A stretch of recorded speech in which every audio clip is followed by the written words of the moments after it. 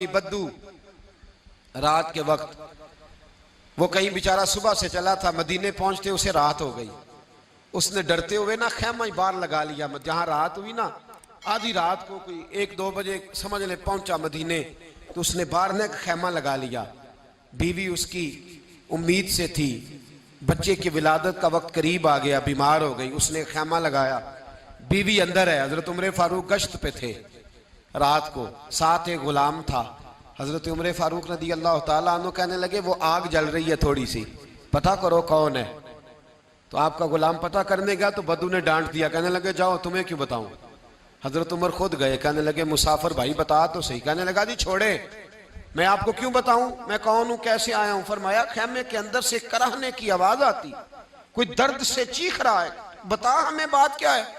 कहने लगा जी मैं फुला बस्ती फुला इलाके का एक गरीब हूँ, अमीरुल मोमिनीन उमर फारूक से मिलने आया हूँ और रात हो गई है तो यहाँ खैमा लगाया है, सुबह मैं उनसे मिल के चला जाऊंगा।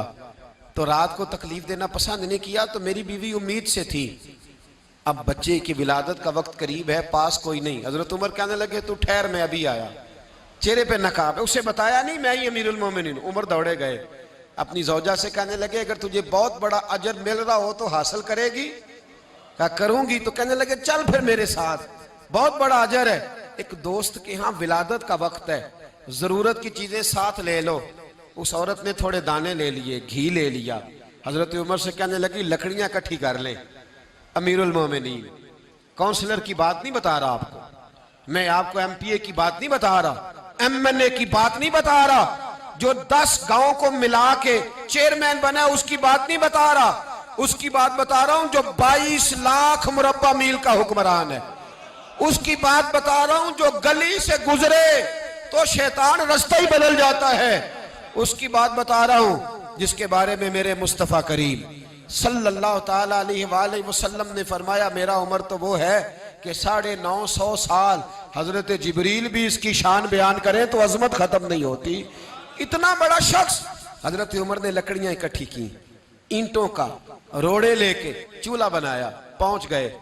आपकी जौजा कहने लगी ये थोड़े दाने डालने, घी डालने और एक लकड़ी लेके इसको हिलाएं, तैयार करें। खुद जौजा अंदर चली गई, हजरत उमर बाहर पकाने लगे। वो बद्दू कहते हैं मैं इस तरह का उनके साथ बिहेव करने लगा जैसे को किसी चौकीदार के साथ नहीं करता। मैंने समझा जी उमर ने चौकीदार रखे आने जाने वाले मेहमानों का। मैं कभी पानी का प्याला मांगता, कभी कोई बात, उमर दौड़े जाते, कभी पानी लाते। ओ मुसलमानों, ओ मेरे रसूल के गुलाम अजीजो, हजरत उमर फारूक। वो गुलाम कहता है मैं उमर से कहता, मैं कहता गुलाम पानी ला, तो उमर दौड़ के पानी लाते। मैं कहता तुझे घी पकाना भी आता है, पहले भी कभी पकाया है?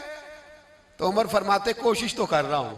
मैं कहता पहले भी कभी तेरी बीवी ने ये काम किया है? तो हजरत उमर कहने लगे मुझे याद नहीं, पूछ के बताऊंगा। कहते हैं क्या रंग था, क्या अंदाज था, क्या मुस्तफा की तरबियत थी, क्या अंदाज हुजूर ने सिखाए गुलामों को। ये किस तरह का अमीर है कि ये हंडिया पका रहा है, फूंके मार रहा है एक गरीब के लिए, देहाती के लिए जिसे जानते भी नहीं। अंदर उस शख्स की बीवी के यहां बेटा पैदा हुआ तो हजरत उमर की बीवी अंदर से बोल के कहने लगी अमीरुल मोमिनीन मुबारक हो, आपके दोस्त के यहां बेटा पैदा हुआ है। जब कहा ना अमीरुल मोमिनीन मुबारक हो, तो वो शख्स कहता है मेरे हाथ कांपने लगे और मैं इस तरह दौड़ा कि मेरी पगड़ी गिर गई। मैं दौड़ा तो उमर ने बुलाया, कहा किधर जाते हो? कहने लगा आप अमीरुल मोमिनीन है, आप अमीरुल मोमिनीन, आप उमर हैं, कैसर किसरा जिसके नाम से कांपे आप वो हैं, जिसे मुस्तफा ने दुआ मांग के अल्लाह से मांगा वो वाले उमर है आप, जिसके लिए अलीउल मुर्तजा फरमाते हैं मैं रोज दुआ करता हूं वो वाले उमर है, जिसके बारे में अबू बकर सिद्दीक ने फरमाया था कि मैं अल्लाह से कहूंगा मौला जो तेरे महबूब की उम्मत के हक में सबसे बेहतर था मैं उसे खलीफा बना के, वो वाले उमर है।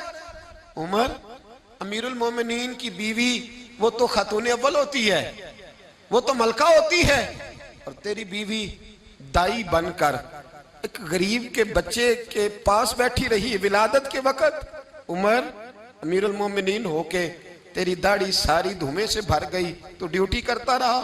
तो सैयदना उमर रो पड़े और उस बद्दू को सीने से लगा के कहने लगे तुझे पता नहीं तू कहां आया है, इस शहर का पता है? उसने कहा हुजूर कहाँ है? फरमाया ये मेरे नबी का मदीना है, ये मुस्तफ़ा का मदीना है। यहाँ अमीरों का इस्तकबाल नहीं होता, यहाँ गरीबों के इस्तकबाल होते। यहाँ हुजूर ने इस स्टेट पे मेरे रसूल पाक ने वो वाला रंग दिया है कि अब गरीब सर उठा के जीने लगे हैं, अब मजदूरों को इज्जतें मिलने लगी हैं, अब यतीमों ने सर उठा लिया है कि हमारा कोई सुनने वाला आ गया है।